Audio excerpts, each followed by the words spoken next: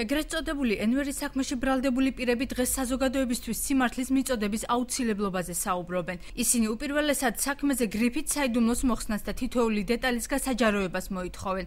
ამინისტრირებული პოლიტპატიმრები აცხადებენ, რომ შელახული ღირსების აღსადგენად ისინი ძალღონეს არ დაიშურებენ საამისოდ კი უპირველეს მოთხოვნად დამოუკიდებელი სასამართლოს პირობებს აყენებენ. მოიხსნას გრიფი საიდუმლო ჩვენ საქმიდან, რომ იყოს გადახედილი ჩვენი საქმე სასამართლოში ახალ დამოუკიდებულ სასამართლოს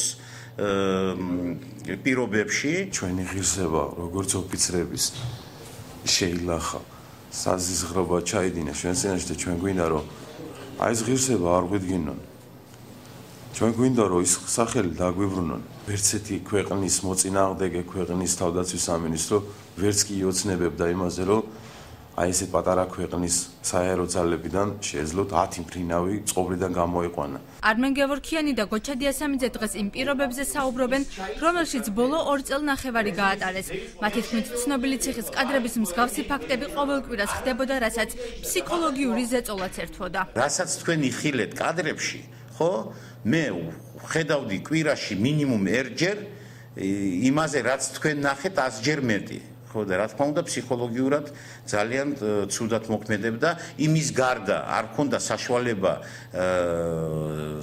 ზარის განხორციელების ოჯახში. მაშინებდნენ იმით, რომ ახალგაზრდა ბიჭი შვილი მყავდა 14 წლის და შვილს მოვიყვანთ აქანე და შენ თვალის წინ ყოველდღე ივლისს აქანე ციხეში. დღევანდელი გადასახედიდან ჯაშუშობისთვის ნასამართლები პირები 2 წლის წინ მომხდარს ხელისუფლების PR კამპანიის შემადგენელ ნაწილს უწოდებენ. მომხდარის მიზეზად ისინი ბიზნესის სადავეების ხელში აღების სურვილსაც ასახელებენ. იყო დიდი PR კომპანია და იღებდნენ სინამდვილეში ფილმს, არანაირი სპეცოპერაცია არ ყოფილა, მაგალითად ჩემ შემთხვევაში 2 ჯერ დამიჭირეს. ერთჯერ დამიჭირეს შემოიარე გენაცვალე რესტორანში, სადაც ვამდი, მე რაღაც თავი დაავიწყდათ, ისევ შემომიყვანეს, ისევ გამომიყვანეს და დუბლით 2, ასე მოღუნული თავით დამაჯინეს მანქანაში. შელახული ღირსების აღდგენასთან ერთად ყოფილ პოლიტპატიმრებს მათ საქმეში დამნაშავე პირების პასუხისგებაში მიცემის საკითხის დაყენებაც აქვთ გადაწყვეტილი.